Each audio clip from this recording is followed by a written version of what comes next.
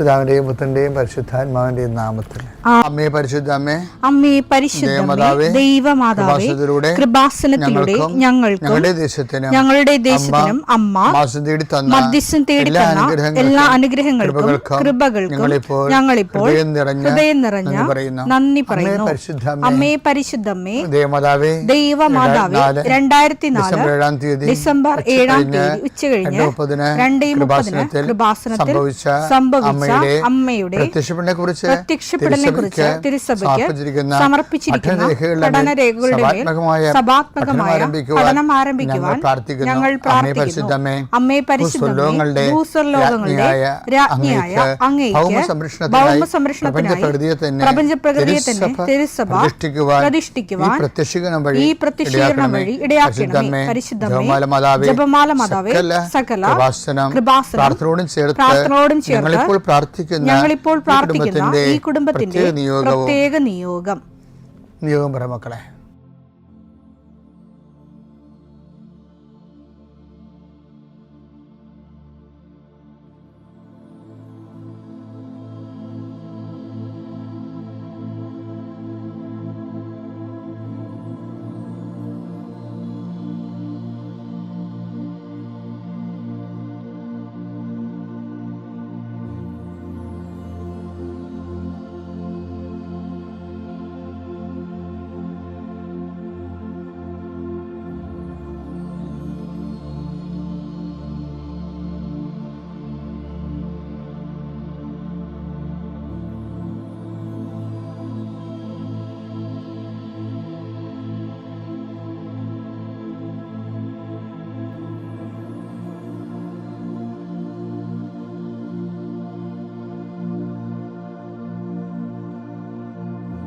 അമ്മയുടെ പ്രത്യക്ഷീകരണത്തിന്റെ ഈ അനുഗ്രഹവേളയിൽ ഞങ്ങൾക്ക് സാധിച്ചു തരുവാൻ കനിയണമേ. ആമേൻ. വിശ്വാസ പ്രമാണം. സർവശക്തനായ പിതാവും ആകാശത്തിന്റെയും ഭൂമിയുടെയും സൃഷ്ടാവുമായ ദൈവത്തിൽ ഞാൻ വിശ്വസിക്കുന്നു. അവിടുത്തെ ഏകപുത്രനും ഞങ്ങളുടെ കർത്താവുമായ ഈശോമിശിഹായിലും ഞാൻ വിശ്വസിക്കുന്നു. ഈ പുത്രൻ പരിശുദ്ധാത്മാവിനാൽ ഗർഭസ്ഥനായി കന്യകാമറിയത്തിൽ നിന്ന് പിറന്ന് പൊന്തിയോസ് പീലാത്തോസിന്റെ കാലത്ത് പീഡകൾ സഹിച്ച് കുരിശിൽ തറയ്ക്കപ്പെട്ട് മരിച്ച് അടക്കപ്പെട്ട് പാതാളങ്ങളിൽ ഇറങ്ങി മരിച്ചവരുടെ ഇടയിൽ നിന്ന് 3-ാം നാൾ ഉയർത്ത് സ്വർഗത്തിലേക്ക് എഴുന്നള്ളി സർവശക്തിയുള്ള പിതാവായ ദൈവത്തിന്റെ വലതുഭാഗത്തിരിക്കുന്നു. അവിടെ നിന്ന് ജീവിക്കുന്നവരെയും മരിച്ചവരെയും വിധിക്കുവാൻ വരുമെന്നും ഞാൻ വിശ്വസിക്കുന്നു. പരിശുദ്ധാത്മാവിലും ഞാൻ വിശ്വസിക്കുന്നു. വിശുദ്ധ കത്തോലിക്കാ സഭയിലും പുണ്യവാന്മാരുടെ ഐക്യത്തിലും പാപങ്ങളുടെ മോചനത്തിലും ശരീരത്തിന്റെ ഉയർപ്പിലും നിത്യമായ ജീവിതത്തിലും ഞാൻ വിശ്വസിക്കുന്നു. ആമേൻ. സ്വർഗ്ഗസ്ഥനായ ഞങ്ങളുടെ പിതാവേ, അങ്ങയുടെ നാമം പൂജിതമാകണമേ. അങ്ങയുടെ രാജ്യം വരണമേ. അങ്ങയുടെ തിരുമനസ് സ്വർഗത്തിലെ പോലെ ഭൂമിയിലും ആകണമേ. അന്നു വേണ്ടുന്ന ആഹാരം ഇന്ന് ഞങ്ങൾക്ക് തരണമേ. ഞങ്ങളോട് തെറ്റ് ചെയ്യുന്നവരോട് ഞങ്ങൾ ക്ഷമിക്കുന്നത് പോലെ ഞങ്ങളുടെ തെറ്റുകൾ ഞങ്ങളോടും ക്ഷമിക്കണമേ. ഞങ്ങളെ പ്രലോഭനത്തിൽ ഉൾപ്പെടുത്തരുതേ, തിന്മയിൽ ഞങ്ങൾ രക്ഷിക്കണമേ. ആമേൻ. നന്മ നിറഞ്ഞ മറിയമേ, സ്വസ്തി. കർത്താവ് അങ്ങയുടെ കൂടെ സ്ത്രീകളിൽ അങ്ങ് അനുഗ്രഹിക്കപ്പെട്ടവളാകുന്നു. അങ്ങയുടെ ഉദരത്തിൻ ഫലമായി ഈശോ അനുഗ്രഹിക്കപ്പെട്ടവനാകുന്നു. പരിശുദ്ധ മറിയമേ, തമ്പുരാന്റെ അമ്മേ, പാപികളായ ഞങ്ങൾക്ക് വേണ്ടി ഇപ്പോഴും ഞങ്ങളുടെ മരണസമയത്തും തമ്പുരാനോട് അപേക്ഷിക്കണമേ. ആമേൻ. കർത്താവേ, നിന്റെ വിശുദ്ധ പൗരോഹിത്യത്തെ മഹത്വപ്പെടുത്തണമേ. കർത്താവെ, സഭയിലുള്ള സാന്നിധ്യം പ്രകടമാക്കണമേ. 40 വർഷം ഞാൻ അർപ്പിച്ച കൃപാന്റെ യുഗതിയാൽ കൃപാസ്ഥാനത്താറെ ജീവനോടെ പ്രത്യക്ഷപ്പെട്ട മാതാവിന്റെ മാധ്യസ്ഥ ഇന്ന് അങ്ങയുടെ മക്കളെ പ്രാർത്ഥന കൂടുന്ന എല്ലാ മക്കൾക്ക് വേണ്ടി പ്രാർത്ഥിക്കുകയാണ്. കർത്താവെ, മനസ്സ് വേദനിക്കുന്ന എല്ലാ വിഷയങ്ങളും, അവരുടെ മനസ്സ് വേദനിപ്പിക്കുന്ന എല്ലാ വ്യക്തികളും ഇപ്പോഴും ഈശോയുടെ നാമം നിർവീര്യമാകട്ടെ. കർത്താവെ, മനസ്സ് വിഷമിപ്പിക്കുന്ന സാഹചര്യങ്ങൾ, ചെയ്തെടുക്കേണ്ട ഉത്തരവാദിത്തങ്ങൾ, മറ്റുള്ളവർ നമ്മളെ പഴി പറയാൻ സാധ്യതയുള്ള എല്ലാ വിഷയത്തിൻ്റെ മേലും കർത്താവിൻ്റെ കരുണ ചൊരികയും നിങ്ങളെ കർത്താവ് ഇന്ന് നിലനിർത്തി തരികയും ചെയ്യട്ടെ. നിങ്ങൾ പോകുന്ന വഴികൾ, കണ്ടുമുട്ടുന്ന വ്യക്തികൾ, ചെയ്യുന്ന കാര്യങ്ങൾ, യാത്ര ചെയ്യുന്ന വാഹനങ്ങൾ, ഒപ്പിടുന്ന പേപ്പറുകൾ, കൈമാറുന്ന രേഖകൾ, കഴിക്കുന്ന മരുന്ന്, എല്ലാം മാതാവിൻ്റെ മധ്യസ്ഥത്തിൽ യേശുനാമത്തിൽ അനുഗ്രഹിക്കപ്പെടുകയും നീ ദൈവത്തെ അനുഭവിക്കാൻ ഇന്ന് നിന്നെ സഹായിക്കുകയും ചെയ്യട്ടെ. നിത്യപിതാവും പുത്രനും പരിശുദ്ധാത്മാശ്രേഷ്ഠം നീക്കുവാണ്. നമ്മൾ വിശ്വാസത്തിൻ്റെ മേൽ വിശ്വാസം എങ്ങനെയാണ് സ്വയമായിട്ട് വളർത്തിയെടുക്കുന്നത് എന്നതിനെക്കുറിച്ചുള്ള പഠനങ്ങൾ ഈ കാനൻകാരിയുടെ ഈവൻ്റ് അനലൈസ് ചെയ്തുകൊണ്ട് അവൻ്റെ കാനൻകാരിയുടെ റെസ്പോൺസ് ആൻഡ് റിയാക്ഷൻസ് നമ്മൾ അനലൈസ് ചെയ്യുകയാണ്.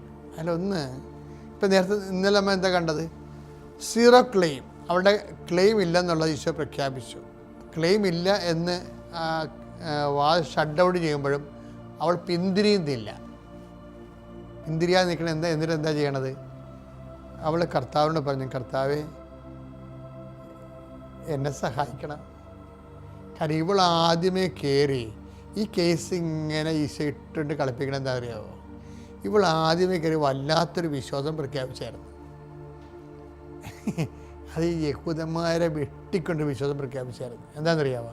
കർത്താവിനെ കണ്ടപ്പോൾ കർത്താവേ ദാവീദിൻ്റെ പുത്ര എന്ന് വിളിച്ചു, എന്നിൽ കനിയണമേ. അതാണ് ഇതിൻ്റെ അകത്ത് വരുന്ന വിഷയം. ദാവീദിൻ്റെ പുത്രൻ എന്ന് പറയാൻ എന്താ? രക്ഷകനെന്നാണ് വിളിച്ചിരിക്കുന്നത്.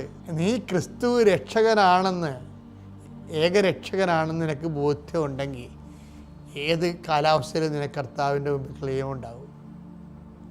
ചിലപ്പോൾ ഇത്തിരി വട്ടം കളിപ്പിക്കും, പക്ഷേ അത് നീ കുറച്ചുകൂടി ഫെയ്ത്ത് അപ്പോൺ ഫെയ്ത്ത് ഉണ്ടാകാൻ വേണ്ടി, വിശ്വാസത്തിന് മേൽ വിശ്വാസം ഉണ്ടാകാൻ വേണ്ടി നിൻ്റെ വിശ്വാസ വളർച്ചയ്ക്ക് ദൈവം ചെയ്യുന്ന ചില ഹോംവർക്കുകളാണത്, ഗൃഹപാഠങ്ങൾ. അപ്പോൾ ഇവള് വന്നിട്ട് ഇപ്പോൾ പറയുന്നത് അറിയാമോ? കർത്താവേ സഹായിക്കണേ എന്നാ പറഞ്ഞു. വേറെ ഒന്നും പറയാനില്ല. ആളിന് ക്ലെയിം ഇല്ലെന്ന് പറഞ്ഞില്ലേ, ഇനി വാരിക്കെട്ടി ഭർത്താവിന് കാര്യമില്ലല്ലോ. കർത്താവേ സഹായിക്കണേ. അതെന്ത് രസമാണ് കേൾക്കാൻ. കാര്യം എന്താണ്? മറ്റൊരുവൻ ഇവൻ രക്ഷകരെന്ന ആദ്യമേ കയറി ഇവൾ പറഞ്ഞില്ലേ. അവൾ പറയാതെ ഇവൾ പറയുന്ന കാര്യം എന്താ? ഒക്കെ വിശ്വാസമുള്ളത് കൊണ്ട്, പരിശുദ്ധാത്മാവ് ക്രിസ്തുവിൽ വിശ്വാസം ഉണ്ടെങ്കിൽ നമ്മൾ വിളിക്കാതെ തന്നെ പരിശുദ്ധാത്മാവ് വരും എന്നാണ് ഞാൻ മനസ്സിലാക്കിയിരിക്കുന്നത്. സഭയുടെ പഠനം എന്താണെന്ന് ഈ വിഷയം നോക്കിയില്ല.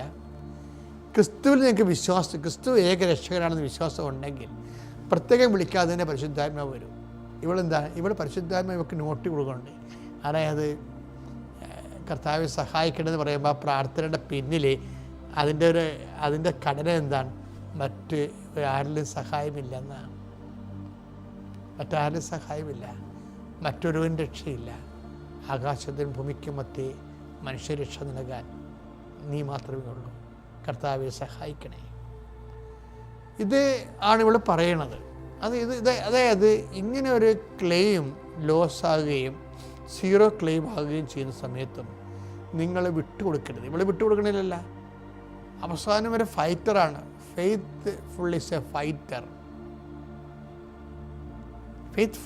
വിശ്വാസം കൊണ്ട് ദൈവത്തോട് ഫൈറ്റ് ചെയ്യുന്ന ആളാണ് ഇവൾ. ഫൈറ്റ് ചെയ്യുക.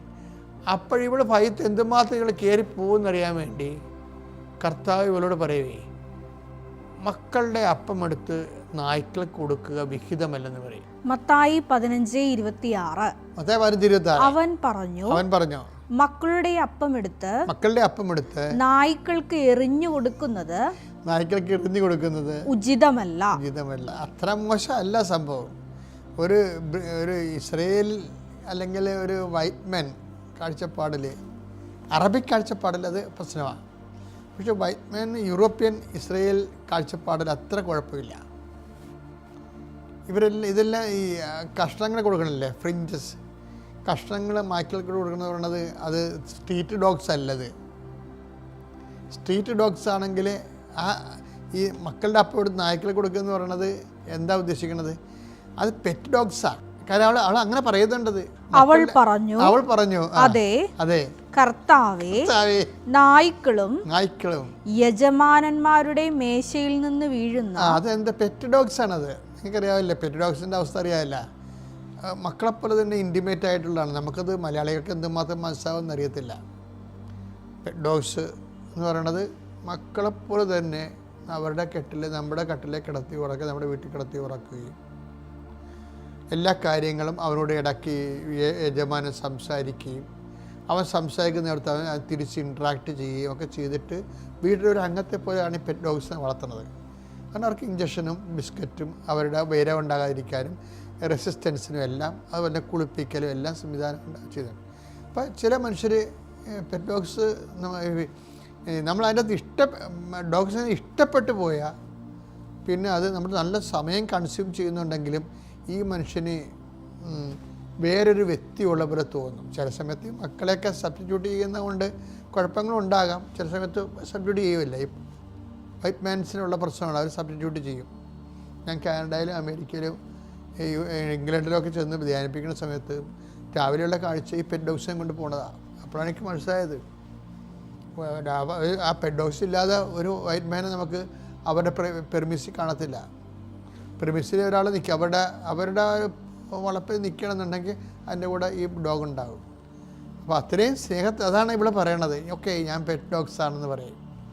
ഞാൻ നീ വളർത്തുന്ന പട്ടിയാണ്, പട്ടിക്കുഞ്ഞാൻ കുഴപ്പമില്ല എന്ന് പറയും. പട്ടിക്കുഞ്ഞാണെങ്കിലും യജമാന്മാരുടെ മേശയിൽ നിന്ന് വീഴുന്ന അപ്പക്കഷ്ണങ്ങൾ തിന്നാറുണ്ടല്ലോ. അപ്പോൾ ഇത് കേട്ടോടുകൂടി ഈശോ ഇത് കേൾക്കാൻ വേണ്ടി ആണ് കാത്തിരുന്നത്. എന്ന് വെച്ചാൽ ഈശോയ്ക്ക് മനുഷ്യരാശിയുടെ വിശ്വാസത്തിൻ്റെ ലെവല്, അതായത് ഈശോനെ സ്വീകരിക്കുക എന്ന് വെച്ച് കഴിഞ്ഞാൽ ഒരു കോമൺ ഫെയ്ത്ത്, സ്റ്റാൻഡേർഡ് ഫെയ്ത്ത് കൊണ്ട് പറ്റത്തില്ല എന്നുള്ളതും നിലവാരമുള്ള വിശ്വാസത്തിലേക്ക് വരണം. അതാണ് ഫെയ്ത്ത് അപ്പോൺ ഫെയ്ത്ത്. ഈ കൃപയ്ക്ക് മേൽകൃപയെന്ന് നമ്മൾ ആർജിക്കണമെങ്കിൽ ഫെയ്ത്ത് അപ്പോൺ ഗ്രേസ് അപ്പോൺ ഗ്രേസിന് വേണ്ടി ഫെയ്ത്ത് അപ്പോൺ ഫെയ്ത്ത് വേണം. അതിനാണ് ഈ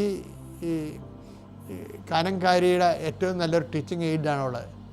അപ്പോൾ യേശു പറഞ്ഞു സ്ത്രീയെ, നിന്റെ വിശ്വാസം വലുതാണ്. That's great. Your faith is great. നീ ആഗ്രഹിക്കുന്നത് പോലെ നിനക്ക് ഭവിക്കട്ടെ. നീ ആഗ്രഹിക്കുന്ന പോലെ. ആ സമയം മുതൽ അവളുടെ പുത്രി സൗഖ്യമുള്ളവളായി. നമുക്കിങ്ങനെ എന്തെങ്കിലും ഒരു രോഗം, ക്ഷീണം, അതുപോലെ ഇടറൊക്കെ വരുമ്പോൾ നമ്മൾക്ക് ആ രോഗം വന്നു എന്നുള്ളത് ഓക്കെയാണ്. പക്ഷേ ദൈവം ഉദ്ദേശിക്കുന്നത്, നമ്മൾ ഉദ്ദേശിക്കുന്നത് അതിൻ്റെ സൗഖ്യമാണ്. ദൈവം ഉദ്ദേശിക്കുന്നത് അത് വെച്ച് ഫെയ്ത്ത് അപ്പോൺ ഫെയ്ത്ത് ഉണ്ടാകണമെന്നാണ്. അപ്പോൾ അതെപ്പോഴും ആ ഒരു ബോധം ഉണ്ടാകണം. ദൈവം എന്താ ദൈവം ഉദ്ദേശിക്കുന്നത്? ഗ്രേസ് അപ്പോൺ ഗ്രേസിന്, കൃപയ്ക്ക് മേൽ കൃപയ്ക്ക്, ഫെയ്ത്ത് അപ്പോൺ ഫെയ്ത്ത്, വിശ്വാസത്തിന് മേൽ വിശ്വാസത്തിൽ നമ്മളെ വളർത്താൻ വേണ്ടി ദൈവം ഉദ്ദേശിക്കുന്നുണ്ട്. പിതാവിൻ്റെയും പുത്രൻ്റെയും പരിശുദ്ധാത്മാവിൻ്റെയും നാമത്തിൽ.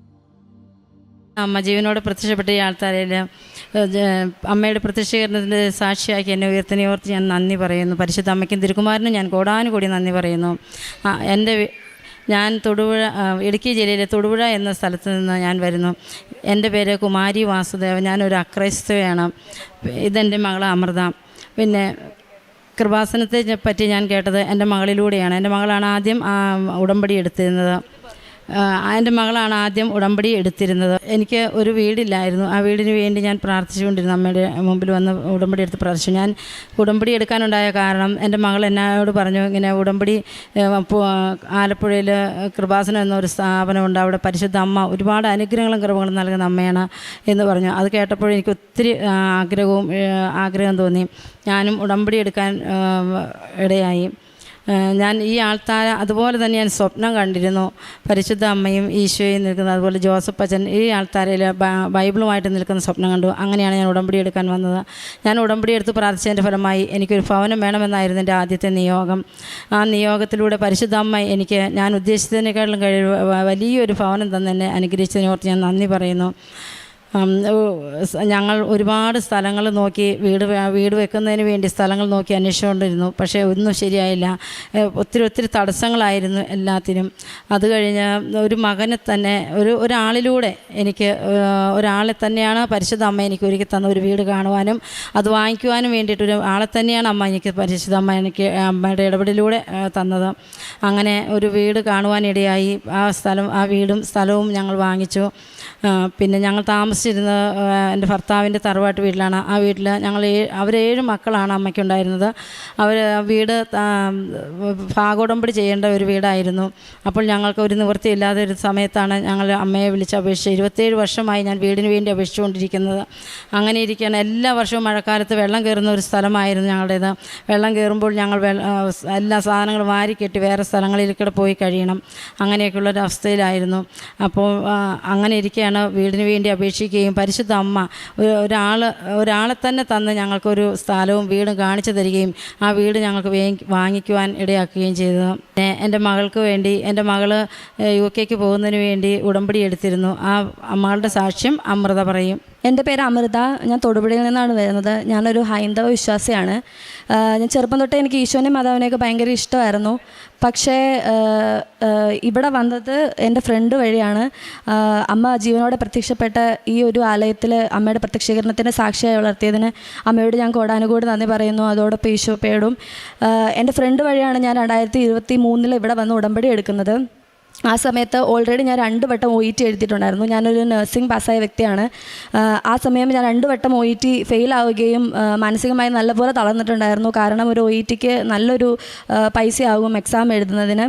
സാമ്പത്തികമായി ഞങ്ങൾ വളരെ പിന്നോക്കം നിന്ന വ്യക്തികളാണ്. എൻ്റെ അച്ഛൻ 2019 മരിച്ചുപോയ വ്യക്തിയാണ്. ഞങ്ങൾ 3 പെൺകുട്ടികളാണ്. എൻ്റെ അമ്മ മാത്രമായിരുന്നു അന്നൊരു വരുമാനമായിട്ടുണ്ടായിരുന്നുള്ളൂ. അതൊരു ചെറിയ ജോലിയാണ് എൻ്റെ അമ്മയ്ക്ക് ഉണ്ടായിരുന്നത്. അപ്പോൾ ആ ഒരു സാഹചര്യത്തിൽ ഒത്തിരി വട്ടം എക്സാം എഴുതുകയെന്ന് വെച്ച് കഴിഞ്ഞാൽ എന്നെക്കൊണ്ട് നടക്കാത്ത കാര്യമായിരുന്നു. അങ്ങനെ ഞാൻ പക്ഷേ നടക്കാത്തതുകൊണ്ട് തന്നെ ഞാൻ ജോലിക്ക് കയറി. കോട്ടയത്തൊരു ഹോസ്പിറ്റലിൽ ഞാൻ ജോലിക്ക് കയറി.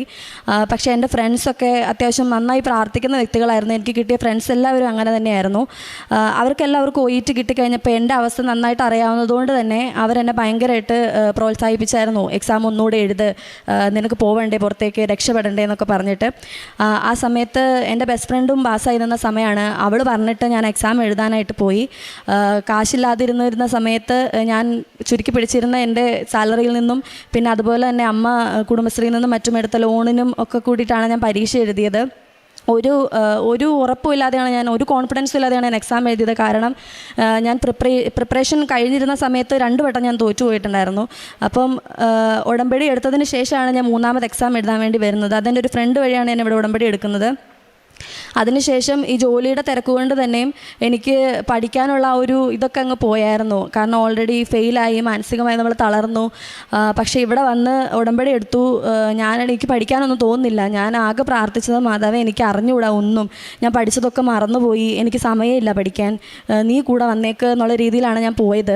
എക്സാമിന് പോയപ്പോൾ എനിക്ക് സ്പീക്കിംഗ് ഭയങ്കര ഒരു മൊഡ്യൂളാണ് UETയിലെ സ്പീക്കിംഗ്. എനിക്ക് ഭയങ്കര ടഫായിട്ടുള്ളൊരു സാധനമാണ്. പക്ഷേ അപ്പോൾ ഞാൻ എന്ന് പ്രാർത്ഥിച്ചത് ഇത്ര മാത്രമാണ്, ദൈവമേ നാണം കെടുത്താനുള്ളൊരിട വരുത്തരുത്. ആ വന്നിരിക്കുന്ന വ്യക്തിക്ക് എന്തൊരു മണ്ടിയാന്നുള്ള രീതിയിൽ എന്നെ കാണാനുള്ളൊരിട വരുത്താതെ എന്നെ അത്രയും കാം ആൻഡ് ക്വയറ്റായിട്ട് വെക്കുന്ന ഒരു വ്യക്തിനെ എനിക്ക് എക്സാമിനറായിട്ട് കിട്ടണമെന്ന് ഞാൻ ഒത്തിരി പ്രാർത്ഥിച്ചായിരുന്നു. കൃപാസനത്തിൽ എൻ്റെ കാശുരൂപവും അതുപോലെ തന്നെ ഉപ്പും എല്ലാം ഞാൻ കൊണ്ടുപോയായിരുന്നു. ഞാൻ പരീക്ഷ എഴുതുന്നിടത്തൊക്കെ ഇട്ട് ഞാൻ പ്രാർത്ഥിച്ചിട്ടാണ് പരീക്ഷയ്ക്ക് ഇരുന്നത്. അതുപോലെ തന്നെ പരീക്ഷയുടെ സമയത്ത് ടെൻഷൻ കൊണ്ടാവാം ഞാൻ ഫുള്ളി ബ്ലാങ്ക് ആയിപ്പോയി. എനിക്ക് എക്സാമൊന്നും വായിക്കാൻ പറ്റുന്നില്ല, റീഡിങ്ങിന് ഒന്നും ടിക്ക് ചെയ്യാൻ പറ്റുന്നില്ല. അപ്പോൾ എനിക്ക് ഓരോ ഓപ്ഷനായിട്ട് എൻ്റെ മനസ്സിൽ വരും, അത് ടിക്ക് ചെയ്തോ ഇത് ടിക്ക് ചെയ്തോ എന്നുള്ള രീതിയിൽ ആ മൊഡ്യൂൾ ഞാൻ പാസ്സായി. അതുപോലെ തന്നെ സ്പീക്കിങ്ങിന് പോയപ്പം വളരെ നല്ലൊരു മാഡമായിരുന്നു എനിക്ക് കിട്ടിയത്. എന്നെ അത്രയ്ക്കും കോൺഫിഡൻസ് ആയിട്ട് എന്നെ അത്രയും കംഫർട്ടബിൾ ആക്കി വെച്ചൊരു മാഡമായിരുന്നു എനിക്ക് എക്സാമിന് ഉണ്ടായിരുന്നത്. എനിക്ക് ടൈം തീരാന്നിട്ട് തന്നെ മാഡം വീണ്ടും ക്വസ്റ്റ്യൻ റിപ്പീറ്റ് ഒക്കെ പറഞ്ഞു തന്ന് എന്നെ അത്രയും സമാധാനപരമായി എന്നെ അവിടെ നിന്ന് ഇറക്കി വിട്ടു. പിന്നെ എനിക്കൊരു സന്തോഷം ഉണ്ടായിരുന്നു, തോറ്റാലും കുഴപ്പമില്ല, നാണം കെടാതെ ഇറങ്ങിയല്ലോ എന്നുള്ളൊരു സന്തോഷത്തിലാണ് ഞാൻ അവിടെ നിന്ന് ഇറങ്ങുന്നത്. റിസൾട്ട് വന്നപ്പോൾ റിസൾട്ട് നോക്കാൻ എനിക്ക് ഭയങ്കര പേടിയാണ്. കാരണം ഒന്നും പഠിക്കാതെ പോയ ആര് പാസ്സാക്കാനെന്നുള്ള രീതിയിൽ ഞാൻ നിന്നിരുന്നു. പക്ഷേ റിസൾട്ട് വന്നപ്പോൾ പരിശുദ്ധ അമ്മ എന്നെ പാസ്സാക്കി. അത് കഴിഞ്ഞ് പോകാൻ വേണ്ടിയിട്ട് ഒത്തിരി ചിലവുണ്ട്. നമ്മൾ UK ആണ്, എനിക്ക് UK സ്കോർ ആയിരുന്നു. UK പോകാൻ വേണ്ടിയിട്ട് ഒരുപാട് ചിലവുണ്ട്. സാധനങ്ങൾ മേടിക്കണം, വിസ പ്രോസസ്സിങ്, അങ്ങനെ ഒത്തിരി കാര്യങ്ങളുണ്ടായിരുന്നു. ഞാൻ പറഞ്ഞ പോലെ തന്നെ ഞങ്ങൾക്ക് അധികം വരുമാനമൊന്നും ഉണ്ടായിരുന്നില്ല. ആ സമയത്ത് എനിക്ക് ഉടമ്പടി എടുത്തതിന് ശേഷം എൻ്റെ ജീവിതത്തിൽ വന്ന ഏറ്റവും വലിയ മാറ്റം എന്ന് വെച്ച് കഴിഞ്ഞാൽ, എവിടെ പോയാലും എനിക്ക് ഒരാളെ ദൈവം അവിടെ കണ്ടുവച്ചിട്ടുണ്ടാവും എന്നെ ഹെൽപ്പ് ചെയ്യാനായിട്ട്, ഞങ്ങളെല്ലാവരും ഹെൽപ്പ് ചെയ്യാനായിട്ട്. ആ സമയത്ത് അത്രയും കാശിൻ്റെ ആവശ്യം വന്നപ്പം എൻ്റെ ഫ്രണ്ട് കോട്ടയത്താണ്. അവളുടെ പപ്പ ഇങ്ങോട്ട് വിളിച്ചിട്ട് സംസാരിച്ചു, അമ്മയോട് സംസാരിക്കണം എന്ന് പറഞ്ഞ് അമ്മയോട് ചോദിച്ചു, ഇങ്ങനെ കുറേ കാശിൻ്റെ ആവശ്യമില്ലേ, എന്നാ ചെയ്യുന്നത്, കാശില്ലല്ലോ എന്നൊക്കെ പറഞ്ഞപ്പോൾ അമ്മ പറഞ്ഞു ലോൺ എടുക്കാം, പിന്നെ കയ്യിലുള്ള സ്വർണ്ണമൊക്കെ വിൽക്കാം എന്നുള്ള രീതിയിൽ സംസാരിച്ചിരുന്നു അമ്മ. പക്ഷേ അവളുടെ പപ്പ പറഞ്ഞു വേണ്ട, അങ്ങനെ ചെയ്യരുത്, ഇനി ഞങ്ങൾ 3 പെൺകുട്ടികളാണ്, എങ്ങനെ അവരെ പഠിപ്പിക്കും, അതുകൊണ്ട് ഒന്നും അങ്ങനെ ലോണൊന്നും എടുത്ത് നശിപ്പിക്കരുത്, പപ്പ ഒരാളെ പരിചയപ്പെടുത്തി തരാമെന്നല്ല, അദ്ദേഹം ഇങ്ങനെ പാവപ്പെട്ട പിള്ളേരെ ഹെൽപ്പ് ചെയ്യാൻ വേണ്ടി നിൽക്കുന്ന ഒരാളാണ്. അദ്ദേഹത്തിന് പേര് പറയാൻ താല്പര്യമില്ല, പക്ഷേ പൈസ തന്ന് സഹായിക്കും, പലിശയൊന്നും കൊടുക്കാതെ ജോലി കിട്ടിക്കഴിഞ്ഞ് കാശൊക്കെ ആയി കഴിയുമ്പം അടച്ചു തീർത്താൽ മതി എന്ന് പറഞ്ഞിരുന്നു. അങ്ങനെ അദ്ദേഹം എനിക്ക് 2 ലക്ഷം രൂപ തന്ന് സഹായിച്ചു. പിന്നെ അമ്മ പിന്നെ സാധനങ്ങളൊക്കെ മേടിക്കാനൊക്കെ ആയിട്ട് അമ്മ കുടുംബശ്രീയിൽ നിന്നൊക്കെ ലോൺ എടുത്തിട്ടുണ്ടായിരുന്നു. അതിനുശേഷം ഞാൻ യു കെയിലോട്ട് പോകാനുള്ള സാധനങ്ങൾ മേടിക്കാനും മറ്റും ഞങ്ങൾക്ക് അതിനുള്ള ഇതൊന്നും ഇല്ലായിരുന്നു, അറിയത്തുമില്ല എങ്ങനെയാണ് ചെയ്യേണ്ടതെന്ന്. അപ്പോൾ ഞാൻ കോട്ടയത്തായിരുന്നതുകൊണ്ട് തന്നെ എൻ്റെ ഫ്രണ്ടിൻ്റെ വീട്ടിലായിരുന്നു ഞാൻ പോയിക്കൊണ്ടിരുന്നത്. അവരുടെ മോളെപ്പോലെ തന്നെ എന്നെ കൊണ്ടുപോയി ഓരോ സാധനങ്ങളെല്ലാം പർച്ചേസ് ചെയ്ത് അത് പാക്ക് ചെയ്ത് എനിക്ക് വീട്ടിൽ കൊണ്ടു തന്നു. എനിക്കൊന്നും അറിയേണ്ടി വന്നിട്ടില്ല. കംപ്ലീറ്റ്ലി പാക്ക് ചെയ്ത് വീട്ടിലോട്ട് പെട്ടിയായിട്ടാണ് എന്നെ പറഞ്ഞു വിട്ടത് പോകുന്നതിൻ്റെ 2 ദിവസം മുന്നേ. അത്ര എന്നെ ഹെൽപ്പ് ചെയ്തിട്ടുണ്ടായിരുന്നു. അത് മാതാവിൻ്റെ ശക്തമായ ഇടപെടൽ മാത്രമാണ് അങ്ങനെ ഒരു വ്യക്തിനെ എനിക്ക് തന്ന്. എൻ്റെ അച്ഛൻ മരിച്ചു പോയെങ്കിൽ ആ സ്ഥാനത്ത് നിന്നെല്ലാം പപ്പ ചെയ്തു തന്നിട്ടുണ്ടായിരുന്നു. അതുപോലെ 2 ലക്ഷം രൂപ എന്ന് സഹായിച്ച അദ്ദേഹം ഇപ്പോഴും എനിക്കറിയില്ല ആരാന്ന്. പക്ഷേ ജോലി കിട്ടി, ഞാൻ UK പോയി ജോലി കിട്ടിക്കഴിഞ്ഞിട്ട് 1 വർഷത്തിന് മുന്നേ തന്നെ ഞാൻ ആ പൈസ കൊടുത്ത് തീർത്തായിരുന്നു. അത് ഞാൻ ചെയ്യേണ്ട കാര്യമായതുകൊണ്ട് തന്നെ ഞാനത് ചെയ്തിട്ടുണ്ടായിരുന്നു. പിന്നെ പറയാനായിട്ട് അമ്മ വീടിൻ്റെ കാര്യം പറഞ്ഞത്, ഞങ്ങൾ 27 വർഷമായിട്ട് ഞങ്ങൾ എൻ്റെ അച്ഛൻ്റെ തറവാട്ടിലാണ് താമസിച്ചുകൊണ്ടിരുന്നത്. അത് എല്ലാവർക്കും ഭാഗം കൊടുക്കേണ്ട ഒരു വീടാണ്. അപ്പോൾ ഞങ്ങൾക്ക് സ്വന്തമായിട്ടൊരു വീടെന്ന് പറഞ്ഞാൽ ഞങ്ങൾ സ്വപ്നം പോലും ചിന്തിക്കാൻ പറ്റാത്തൊരു കാര്യമാണ്. കാരണം എനിക്കൊരു ജോലിയുണ്ട്, അമ്മയ്ക്ക് ചെറിയൊരു ജോലിയുണ്ട്. പക്ഷേ ഒരു വീടെന്നൊക്കെ പറഞ്ഞു കഴിഞ്ഞാൽ എന്തോരം ചിലവാകും നമുക്ക് എല്ലാവർക്കും അറിയാം. ഞങ്ങൾ വീടിന് ജോലിയുടെ ബലത്തിൽ ഞാൻ പറഞ്ഞു ഓക്കെ നോക്കിക്കോ, വീട് നോക്കിക്കോ, സ്ഥലം നോക്കിക്കോളാനൊക്കെ പറഞ്ഞു. അപ്പോൾ അമ്മയും എൻ്റെ അനിയത്തിമാരുമാണ്, അവർ വീടൊക്കെ നോക്കി തുടങ്ങി, സ്ഥലമൊക്കെ നോക്കി തുടങ്ങി. പക്ഷെ ഒന്നും ശരിയാവുന്നില്ല, മൊത്തം തടസ്സങ്ങളായിരുന്നു. അത് കഴിഞ്ഞിട്ട് ഞാൻ ഒട്ടും പ്രതീക്ഷിക്കാത്തൊരു വ്യക്തി ഞങ്ങളുടെ ജീവിതത്തിലോട്ട് കടന്നു വന്നു. അദ്ദേഹം വന്നതിന് ശേഷം ആ ആൾ തന്നെ നമുക്കൊരു വീട് കണ്ടുപിടിച്ച് തന്നു, വീടും സ്ഥലമൊക്കെ ആയിട്ട്. ഞങ്ങളുടെ വീട് എന്ന് പറയുന്നത് ഒരു മുറിയുള്ള ഒരു അടുക്കളയുള്ള ഒരു കുഞ്ഞു വീടായിരുന്നു. അമ്മ പറഞ്ഞതുപോലെ തന്നെ എൻ്റെ വീട് തൊടുപുഴയാണ്. അപ്പോൾ പുഴയിൽ എപ്പോഴും വെള്ളം കയറുന്ന, മഴക്കാലത്ത് ഞങ്ങൾക്ക് എപ്പോഴും വീട്ടിൽ വെള്ളം കയറും. സാധനങ്ങളൊക്കെ പെറുക്കി വേറെ ആൾക്കാരുടെ വീട്ടിൽ പോവുക, അവിടെ നിന്ന് നമുക്ക് നല്ലൊരു ട്രീറ്റ്മെൻറ്റ് കിട്ടുന്നില്ല എന്ന് വെച്ച് കഴിഞ്ഞാൽ ഭയങ്കര ബുദ്ധിമുട്ടുള്ള കാര്യമാണ്. അപ്പം ആ സമയത്ത് നമുക്ക് ഒത്തിരി സങ്കടം വന്നിട്ടുണ്ട്, ഒത്തിരി കരഞ്ഞിട്ടുണ്ട് അങ്ങനെ പോകേണ്ടി വരുന്ന സമയത്ത്. അപ്പോൾ ഈ വ്യക്തി വന്നതിന് ശേഷം ആ വീടൊക്കെ കണ്ടുപിടിച്ച് ഞങ്ങളുടെ എല്ലാ കാര്യങ്ങളും, ഇപ്പം ഞാൻ അവിടെ ഇല്ലാത്തതുകൊണ്ട് തന്നെ എല്ലാ കാര്യങ്ങളും കവറപ്പ് ചെയ്ത് എനിക്ക് കാശ് കൊടുക്കേണ്ട ആവശ്യം മാത്രമേ വന്നിട്ടുള്ളൂ. ബാക്കിയെല്ലാം ഓടാനും സാധനങ്ങൾ മേടിക്കാനും വീടിൻ്റെ ആധാരം പരിപാടി അങ്ങനെ എല്ലാത്തിനും ആൾ വന്നിട്ടുണ്ടായിരുന്നു. ആ വ്യക്തിയാണ് ഞങ്ങൾക്കിപ്പോൾ ഒരു വീടിന് വേണ്ടിയിട്ട് ഞങ്ങളെ ഹെൽപ്പ് ചെയ്തത്. അതും മാതാവ് അയച്ച വ്യക്തിയായിട്ട് തന്നെയാണ് നമ്മൾ കാണുന്നത്. ഞാൻ പറഞ്ഞതുപോലെ തന്നെ ഞങ്ങൾക്ക് എപ്പോഴും മാതാവ് ഒരാളെ കരുതി വെച്ചിട്ടുണ്ടാകും പോകുന്ന എല്ലായിടത്തും. അത് മാതാവിൻ്റെ ശക്തമായ ഇടപെടലാണ്. കാരണം ആ വ്യക്തി അങ്ങനെ ഒരു ആവശ്യത്തിന് വേണ്ടി നമ്മുടെ ലൈഫിലോട്ട് വരേണ്ട വ്യക്തിയല്ല. ഇപ്പോൾ നമുക്കൊരു വീട് ശരിയായി. അത്യാവശ്യം നല്ല ഒരു മുറിയിൽ നിന്ന് 4 മുറിയുള്ളൊരു വീടാണ് നമുക്കിപ്പോൾ ഉള്ളത്. 60 ലക്ഷം രൂപയുള്ളൊരു വീടാണ്. ലോണൊക്കെ ഉണ്ട്, പക്ഷേ എങ്കിലും അടച്ചു തീർക്കാനുള്ള കരുത്ത് എൻ്റെ മാതാവ് എനിക്ക് തന്നിട്ടുണ്ട്. പിന്നെ ആ വീടിൻ്റെ പാലുകാച്ചാണ് ജൂൺ 4-ാം തീയതി വരുന്ന ജൂൺ 4-ാം തീയതി. അപ്പോൾ അതിന് മുന്നേ ഇവിടെ വന്ന് അമ്മയോട് നന്ദി പറയണമെന്ന് ഭയങ്കര ആഗ്രഹമായിരുന്നു. അതുകൊണ്ടാണ് നമ്മളിപ്പോൾ വന്നത്. കാരണം ഞങ്ങളുടെ ജീവിതത്തിലെ ഏറ്റവും വലിയ ആവശ്യവും അതുപോലെ തന്നെ ഏറ്റവും വലിയ സ്വപ്നമാണത്. അതിപ്പോൾ നടക്കാൻ പോവുകയാണ്. ഞങ്ങൾ സ്വപ്നം കണ്ടതിനേക്കാളിലും അപ്പുറം ഭംഗിയായിട്ടുള്ളൊരു ഭവനാണത്. മാതാവിനോട് എത്ര നന്ദി പറഞ്ഞാലും മതിയാവത്തില്ല. പ്രേക്ഷിത പ്രവർത്തനമായിട്ട് ഞാൻ പത്രമൊക്കെ കൊടുക്കാനൊക്കെ പോകുമായിരുന്നു. പക്ഷേ നമുക്ക് ഒരു സ്റ്റാറ്റസിൻ്റെ പ്രശ്നം ഉള്ളതുകൊണ്ട് തന്നെ അച്ഛൻ പറയുന്ന പോലെ തന്നെ പത്രം കൊടുക്കാനൊക്കെ ഭയങ്കര മടിയാണ്. ഞാൻ ഇത്ര ചെറുപ്പമായിട്ട് എങ്ങനെയാണ് കൊടുക്കണമെന്നൊക്കെ ഉള്ളൊരു മടിയായിരുന്നു. പക്ഷേ ഞാൻ പ്രാർത്ഥിക്കുമായിരുന്നു, മാതാവേ ഈശോയെ ഞാൻ എങ്ങനെ കൊടുക്കും, എനിക്ക് മടി ആരെങ്കിലും എന്തെങ്കിലും പറഞ്ഞു കഴിഞ്ഞാൽ മോശമല്ലേ എന്നൊക്കെ. പക്ഷേ ഞാൻ ഇവിടെ ഹോസ്പിറ്റലുകളിലാണ് കൊണ്ടേ കൊടുക്കുക. അവിടെ കൊണ്ടേ കൊടുക്കുമ്പോൾ അവിടുത്തെ ആളുകൾ ഇങ്ങോട്ട് വന്നിട്ട് ചോദിക്കും പത്രം തരാമോ, ഞങ്ങൾക്ക് വേണ്ടി പ്രാർത്ഥിക്കാവോ എന്നൊക്കെ. എനിക്ക് അങ്ങനെ പ്രാർത്ഥിക്കാനൊന്നും അറിയത്തൊന്നും ഉണ്ടായിരുന്നില്ല. പക്ഷേ എനിക്ക് അറിയാവുന്നത് വെച്ച് ഈ പറയുന്ന പോലെ സ്വർഗ്ഗസ്ഥനായ പിതാവെയൊക്കെ പറഞ്ഞ് ഞാൻ അവർക്ക് വേണ്ടി പ്രാർത്ഥിക്കുമായിരുന്നു. അവർക്ക് തൈലമൊക്കെ തേച്ച് കൊടുക്കുമായിരുന്നു. ഞാൻ പിന്നെ ഒരു കാര്യം പറയാൻ വിട്ടുപോയി. എക്സാമിന് പോയപ്പോൾ ഞാൻ എൻ്റെ കാശുരൂപം ഇതൊക്കെ ആയിട്ടാണ് പോയത്. ഉപ്പിട്ട് പ്രാർത്ഥിച്ചൊക്കെ ചെയ്തിട്ടുണ്ടായിരുന്നു കേട്ടോ. പിന്നെ അത് കഴിഞ്ഞിട്ട് പിന്നെ കാരുണ്യ പ്രവർത്തികളായിട്ട് ഞാനവിടെ ഒരു വൃദ്ധസദനത്തിൽ പോകുന്നുണ്ടായിരുന്നു. കുറേ അമ്മമാരുള്ളൊരു വൃദ്ധസദനമാണ്. അവരെ കുളിപ്പിക്കാനും അവർക്ക് ഫുഡ് കൊടുക്കാനും പിന്നെ നഖം വെട്ടി കൊടുക്കാനൊക്കെ പോകുമായിരുന്നു. പിന്നെ അവിടെ ഒരു ഓർഫണേജ് ഉണ്ട് കുഞ്ഞുമക്കളുള്ള. അവർക്ക് കുറേ ചെരുപ്പ് ഒക്കെ ഞാൻ ജോലി ചെയ്തുകൊണ്ടിരുന്ന സമയത്ത്, ഇവിടെ നാട്ടിൽ ജോലി ചെയ്തുകൊണ്ടിരുന്ന സമയത്ത് കുറേ ചെരുപ്പും കാര്യങ്ങളൊക്കെ മേടിച്ചു കൊടുക്കുമായിരുന്നു. പിന്നെ ഇപ്പോഴും എനിക്ക് കിട്ടുന്ന സാലറിയുടെ ഒരു അംശം, ഒരു തയ്ത്ത് ഞാൻ കൊടുക്കാറുണ്ട് പാവപ്പെട്ടവർക്ക്. പ്രാർത്ഥിക്കുന്നതെന്ന് വെച്ചാൽ എനിക്ക് ജപമാലയൊന്നും ചെല്ലാൻ അറിയത്തില്ലായിരുന്നു. എൻ്റെ ഫ്രണ്ട്സ് തന്നെ ഹെൽപ്പ് ചെയ്തിട്ടുണ്ടായിരുന്നേ. അപ്പോൾ അമ്മയ്ക്കും പഠിപ്പിച്ചു കൊടുത്തിട്ടുണ്ട്. ഇപ്പോൾ മുടങ്ങാതെ എല്ലാ ദിവസവും ഒരു കൊന്തെങ്കിലും ഞങ്ങൾ എത്തിക്കും. പിന്നെ ബൈബിള് വായിക്കും, അരമണിക്കൂർ വീതം ബൈബിള് വായിക്കാറുണ്ട്.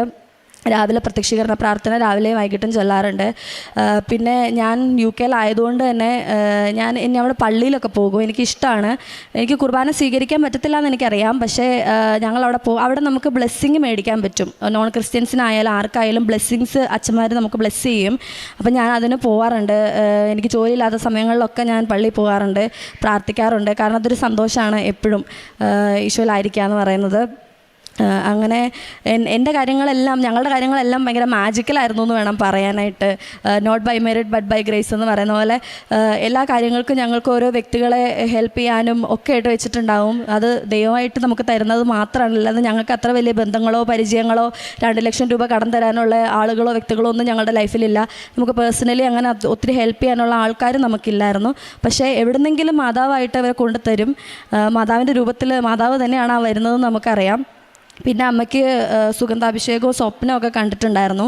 അതിനെപ്പറ്റി അമ്മ പറയും. ആൾത്താരയിൽ വന്ന് വീടിന് വേണ്ടി പ്രാർത്ഥിച്ചുകൊണ്ടിരുന്ന സമയത്ത് ഒത്തിരി സങ്കടപ്പെട്ടാണ് ഞാൻ പ്രാർത്ഥിച്ചുകൊണ്ടിരുന്നത്. അപ്പോൾ ഞാൻ പ്രാർത്ഥിച്ചുകൊണ്ടിരുന്ന സമയത്ത് എനിക്ക് സുഗന്ധാഭിഷേകം കിട്ടി.